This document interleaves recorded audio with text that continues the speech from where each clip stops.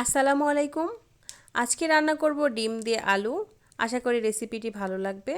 একভাবে মাছ মাংস না খেয়ে আপনারা ডিমের এই রেসিপিটা একবার হলেও ট্রাই করবেন। এখানে আমি 500 গ্রাম মতো আলু সিদ্ধ করে নিয়েছি। সিদ্ধ করে খোসাটা ফেলে দিয়েছি।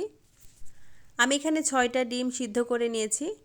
ডিমের গাটা আমি একটু ছুরি দিয়ে কেটে নিয়েছি, তাহলে ডিমের ভিতরে মশলাগুলো ঢুকবে। এখন আমি মূল রান্নাতে চলে যাচ্ছি।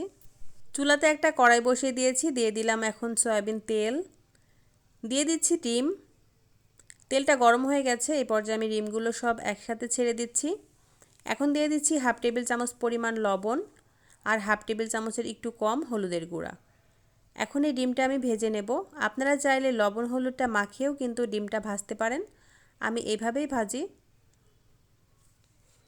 আমার কাছে মনে হয় এভাবে ভাজলে ডিমের কালারটা অনেক সুন্দর হয়। আপনারা চাইলে কিন্তু লবণ হলুদ মাখিয়েও ডিমটা ভেজে নিতে পারেন। একই তেলের ভিতরে এখন আমি দিয়ে দিলাম একটা তেজপাতা, আমি 2 ভাগ করে নিয়েছি। এখন দিয়ে দিচ্ছি 4টা মতো পেঁয়াজ কুচি।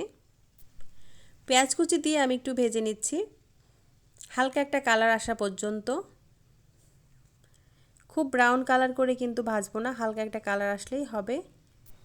দেখতেই পাচ্ছেন হালকা একটা ব্রাউন কালার চলে এসেছে। এই পর্যায়ে দিয়ে দিচ্ছি 1 টেবিল চামচ পরিমাণ রসুন বাটা, 1 টেবিল চামচ পরিমাণ পেঁয়াজ বাটা, দিয়ে দিলাম হাফ টেবিল চামচ মতো আদা বাটা।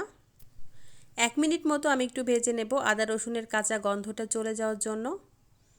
এরপরে বাকি মশলাগুলো অ্যাড করব। দিয়ে দিচ্ছি 1 টেবিল চামচের একটু বেশি গরম মশলা বাটা। এখানে 3টা এলাচ, 3টা লবঙ্গ আর 2-3টা মতো দারুচিনি একসাথে বেটে নিয়েছি। দিয়ে দিচ্ছি স্বাদ মতো লবণ, হাফ টেবিল চামচ পরিমাণ হলুদের গুঁড়া, 1 টেবিল চামচ পরিমাণ শুকনা মরিচের গুঁড়া। ঝালটা আপনারা কমিয়ে দিতে চাইলে কমিয়ে দিতে পারেন। এখানে দিয়ে দিলাম 1 টেবিল চামচ পরিমাণ জিরা গুঁড়া। এখন আমি মশলাটা একটু কষিয়ে নেব।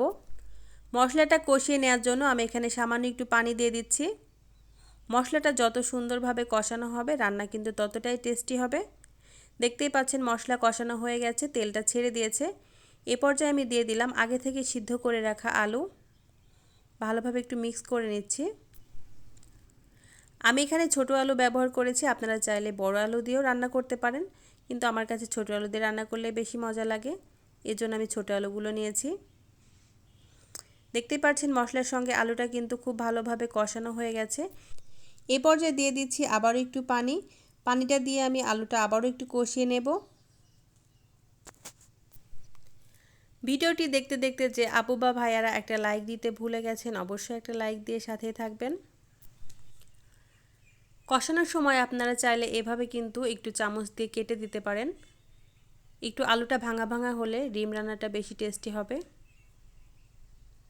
আপনারা চাইলে কিন্তু হাত দিয়ে একটু ভেঙে তারপরে আলুটা দিয়ে দিতে পারেন। আমি এভাবে একটু কেটে কেটে নিচ্ছি। কিছুক্ষণ জাল করে আমি মশলার সঙ্গে আলুটা খুব ভালোভাবে কষিয়ে নিয়েছি। দেখতেই পাচ্ছেন পানিটা কিন্তু অনেকটাই শুকিয়ে গেছে। এই পর্যায়ে দিয়ে দিচ্ছি আগে থেকে ভেজে রাখা ডিমগুলো। আবার একটু মিক্স করে নিচ্ছি। এখন দিয়ে দেব পানি।